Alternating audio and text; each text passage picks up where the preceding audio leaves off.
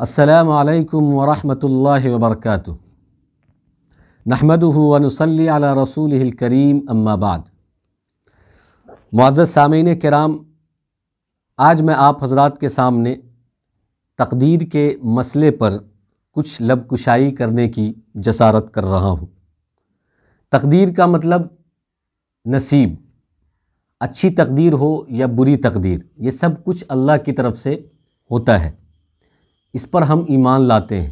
اچھا فیصلہ ہو یا برا فیصلہ، یہ سب کچھ اللہ کی طرف سے ہوتا ہے، یہ ہمارا عقیدہ ہے۔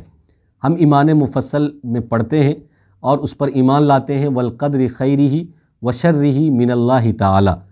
کہ اچھی تقدیر ہو یا بری تقدیر ہو، اچھا فیصلہ ہو یا برا فیصلہ ہو، اچھی نصیب ہو یا بری نصیب ہو، یہ سب کچھ اللہ کی طرف سے ہوتا ہے۔ ہمارا یہ عقیدہ ہے، ہم اس پر ایمان لاتے ہیں۔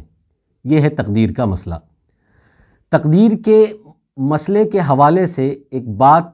ہمیں سمجھنا چاہیے اور ذہن کھول کر سمجھنا چاہیے کہ اللہ کے نبی صلی اللہ علیہ وسلم نے تقدیر کے مسئلے پر بحث کرنے سے، اس کو طول تفصیل کرنے سے منع فرمایا ہے۔ یہی وجہ ہے کہ شروع زمانے سے لے کر اب تک اور قیامت تک علماء کرام کا ایک بڑا طبقہ، حق پرست طبقہ، تقدیر کے مسئلے پر نہ زیادہ کچھ لکھتا ہے اور نہ زیادہ کچھ بولتا ہے۔ یہی وجہ ہے کہ آپ تقدیر کے مسئلے پر زیادہ کتابیں آپ کو نہیں ملیں گی، زیادہ بیانات آپ کو نہیں ملیں گے اور زیادہ آپ کو لیکچر نہیں ملے گا، اس لیے کہ اللہ کے نبی صلی اللہ علیہ وسلم نے اس مسئلے پر بحث کرنے سے اور طول تفصیل کرنے سے منع فرمایا۔ پھر سوال یہ ہے کہ جب اللہ کے نبی صلی اللہ علیہ وسلم نے منع فرمایا ہے اور ایک علماء کرام کا بڑا طبقہ، حق پرست طبقہ اس پر زیادہ نہیں الجھتا، زیادہ نہیں لکھتا، زیادہ نہیں بولتا، تو پھر میں کیوں تقدیر کے مسئلے پر آپ کے سامنے وضاحت اور مسائل لے کر حاضر ہوا ہوں؟ پہلے اس کا جواب آپ سماعت فرما لیں کہ میں تقدیر کے مسئلے کو طول تفصیل کرنے نہیں آیا، اس پر بحث کرنے نہیں آیا، بلکہ تقدیر کے مسئلے پر عوام الناس کے اندر جو کچھ غلط فہمیاں ہیں، ایک دو غلط فہمی جو مشہور غلط فہمی ہے، اس کو دور کرنے آیا ہوں۔ جو کچھ ڈاؤٹ ہوتا ہے ایک دو، اس ڈاؤٹ کو کلیئر کرنے آیا ہوں۔ تقدیر کے مسئلے پر بحث کرنا، اس پر تفصیل کرنا، اس کو طول دینا، یہ الگ بات ہے، اور تقدیر کے مسئلے پر جو ڈاؤٹ یا شک اور شبہ پیدا ہو جائے، اس شک اور شبے کو دور کرنا، سمجھانا، یہ الگ بات ہے۔ تو میں بحث نہیں کر رہا، میں عوام الناس کی غلط فہمی ہے تقدیر کے مسئلے پر، جو مشہور غلط فہمی ہے، اس کو دور کرنے کے لیے آیا ہوں۔ کیا غلط فہمی ہے؟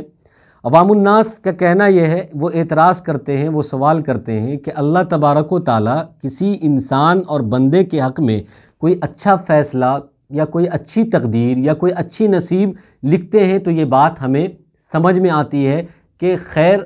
اور اچھی چیز اللہ کی طرف سے ہوتی ہے، لیکن اللہ تبارک و تعالیٰ کسی انسان کے حق میں، کسی بندے کے حق میں بری تقدیر، بری نصیب اور برا فیصلہ لکھتے ہیں، برا فیصلہ کرتے ہیں، تو اللہ تبارک و تعالیٰ کسی بندے کے حق میں ایسا کیسے کر سکتے ہیں اور ایسا کیوں کرتے ہیں؟ اچھی چیز تو اللہ تبارک و تعالیٰ بندوں کے حق میں کرتے ہیں، یہ بات سمجھ میں آتی ہے، لیکن برا کیسے کر سکتے ہیں اور اللہ برا کیوں کرتے ہیں؟ میں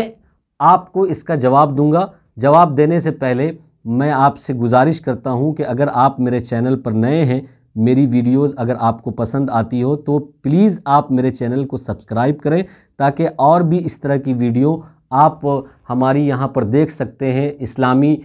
معلومات کے اعتبار سے، اسلامی جنرل نالج کے اعتبار سے، تو ہمارے چینل کو سبسکرائب کر لیں، یہ آپ سے میں گزارش کرتا ہوں۔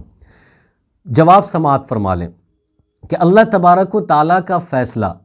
اچھا ہو یا برا، جو ہمیں اچھا لگتا ہے وہ بھی حق کی بنیاد پر ہوتا ہے، اور جو فیصلہ ہمیں برا لگتا ہے وہ بھی حق کی بنیاد پر ہوتا ہے۔ اللہ کا فیصلہ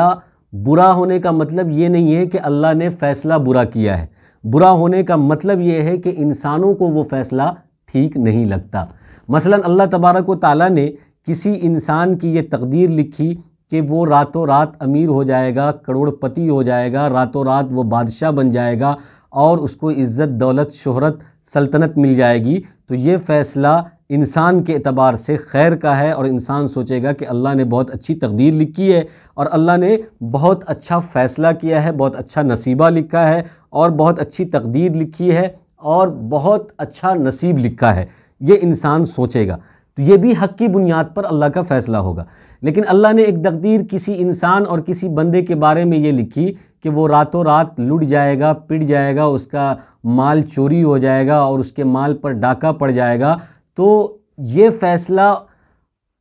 فیصلہ بھی اللہ حق کی بنیاد پر ہی لکھتا ہے، اور اللہ کا فیصلہ حق ہے، سچ ہے، صحیح ہے۔ لیکن اس بندے کے پوائنٹ آف ویو سے یہ فیصلہ صحیح نہیں ہو سکتا۔ وہ بندہ اپنے اعتبار سے، اپنی ذات کے اعتبار سے اور اپنے نفس کے طبیعت کے اعتبار سے اس فیصلے پر راضی نہیں ہو سکتا ہے۔ لیکن اللہ تبارک و تعالیٰ اگر اس کے حق میں یہ فیصلہ لکھ رہا ہے کہ یہ راتوں رات لٹ جائے گا، پٹ جائے گا، اس کا مال برباد ہو جائے گا اور اس کا دکان اور مکان سب برباد ہو جائے گا، اور اس کے گھر میں چوری ہو جائے گی، اس کی دکان میں ڈکیتی پڑ جائے گی، تو یہ فیصلہ بھی حق کی بنیاد پر ہی ہوتا ہے، سچ کی بنیاد پر ہی ہوتا ہے، اور حق پر نردھارت ہونے کی وجہ سے ہی ہوتا ہے۔ تو اس کا مطلب یہ نہیں ہے کہ اللہ کا یہ فیصلہ برا ہے، اس کا مطلب یہ ہے کہ جس کے حق میں یہ فیصلہ کیا گیا ہے اس کو یہ فیصلہ پسند نہیں ہے، اس لیے وہ یہ اس طرح کا سوال کرے گا کہ بھائی اللہ نے میرے حق میں ایسا فیصلہ کیوں کیا کہ میرا دکان، مکان اور مال دولت سب لٹ اور پٹ گیا اور برباد ہو گیا۔ اب اس کانسیپٹ کو سمجھنے کے لیے ہم ایک مثال سے سمجھتے ہیں کہ جیسے جج ہے، جج کسی کے حق میں اچھا فیصلہ سناتا ہے اور کسی کے حق میں برا فیصلہ سناتا ہے۔ اچھا فیصلہ سناتا ہے وہ بھی ثبوت کی بنیاد پر سناتا ہے، برا فیصلہ سناتا ہے وہ بھی ثبوت کی بنیاد پر سناتا ہے۔ جج نے اگر یہ فیصلہ سنایا کہ فلاں شخص باعزت بری ہے تو وہ بھی ترک، ثبوت اور گواہوں کی بنیاد پر سنایا، یہ فیصلہ بھی حق ہے، سچ ہے، صحیح ہے۔ اور اگر جج نے کسی کو سزائے موت سنا دی تو یہ فیصلہ بھی ثبوت، گواہ اور حق کی بنیاد پر سنایا ہے، سچ کی بنیاد پر سنایا، تو یہ فیصلہ بھی صحیح ہے، حق ہے، سچ ہے۔ تو اب یہاں پر دیکھیں کہ اگر جج نے ایک آدمی کو باعزت بری کیا تو وہ آدمی بہت خوش ہوگا اور اس کے اعتبار سے وہ فیصلہ بہت اچھا ہوگا، وہ کہے گا کہ ہاں یہ فیصلہ میرے لیے بہت اچھا ہے، مجھ پر الزام لگا تھا چوری کا، ڈکیتی کا اور قتل کا، لیکن جج نے میرے حق میں فیصلہ سنایا کہ میں باعزت بری ہوں۔ تو جج نے جو فیصلہ سنایا ہے وہ خاندان کی وجہ سے نہیں یا کسی اور ریلیشن کی وجہ سے نہیں، بلکہ ثبوت اور گواہ کی بنیاد پر سنایا کہ ثبوت اور گواہ اس کے خلاف تھے، اس لیے اس کو باعزت بری کر دیا۔ اب ایک شخص کے حق میں سزائے موت سنایا تو اس پر بھی جو ثبوت اور گواہ اور دلیلیں اور ترک دی گئی، جج نے سارے سنا اور سننے کے بعد اس کو دوشی پایا اور کہا کہ یہ شخص مجرم ہے، قاتل ہے، اس کو سزائے موت ہونی چاہیے، تو یہ فیصلہ بھی صحیح ہے، حق ہے، اور جج کا یہ فیصلہ غلط نہیں ہے۔ لیکن وہ قاتل اپنے اعتبار سے، اپنی ذات کے اعتبار سے، اپنی طبیعت کے اعتبار سے، اپنے نفس کے اعتبار سے اس فیصلے سے راضی نہیں ہوگا۔ ایسے ہی اس قاتل کے خاندان والے بھی راضی نہیں ہوں گے۔ کیوں راضی نہیں ہوں گے؟ اگر آپ اس قاتل کے پاس اور اس قاتل کے خاندان والے کے پاس پھولوں کا گلدستہ لے کر چلے جائیں اور کہیں کہ آپ کے حق میں صحیح فیصلہ ہوا ہے، سچ فیصلہ ہوا ہے، حق فیصلہ ہوا ہے، کیونکہ سچ میں آپ کا بچہ قاتل تھا اور 10 لوگوں کا قتل کیا تھا، جج نے جو سارے ثبوت اور گواہ کو سنا اور اس کے بعد اس کو سزائے موت دے دی ہے، تو یہ فیصلہ تو صحیح ہے، حق ہے، سچ ہے، تو آپ کو صحیح فیصلہ مبارک ہو۔ تو آپ سوچئے کہ اس قاتل کو یہ فیصلہ پسند آئے گا، اس کے خاندان والے کو آپ کو یہ پھول کا گلدستہ اور یہ مبارکبادی پسند آئے گی؟ ہرگز نہیں، کبھی پسند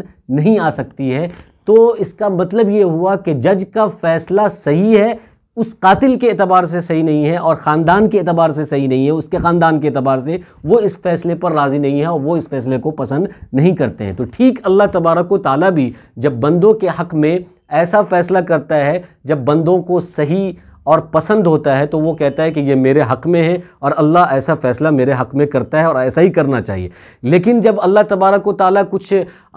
زبردست اور سخت والے فیصلے کرتا ہے کسی انسان اور بندے کے حق میں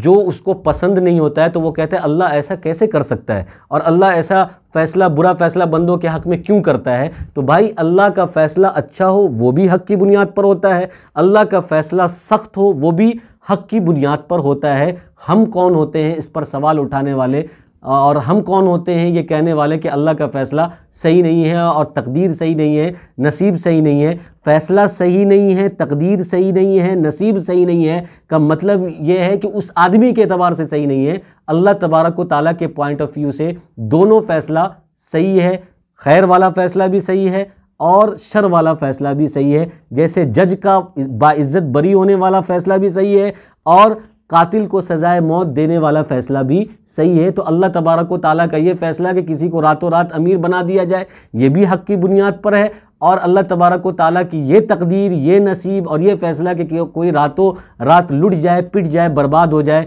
یہ بھی حق اور سچ کی بنیاد پر ہے۔ اس لیے ہمیں یہ کنفیوژن نہیں رکھنا چاہیے، اس کنفیوژن کو کلیئر رکھنا چاہیے کہ ہر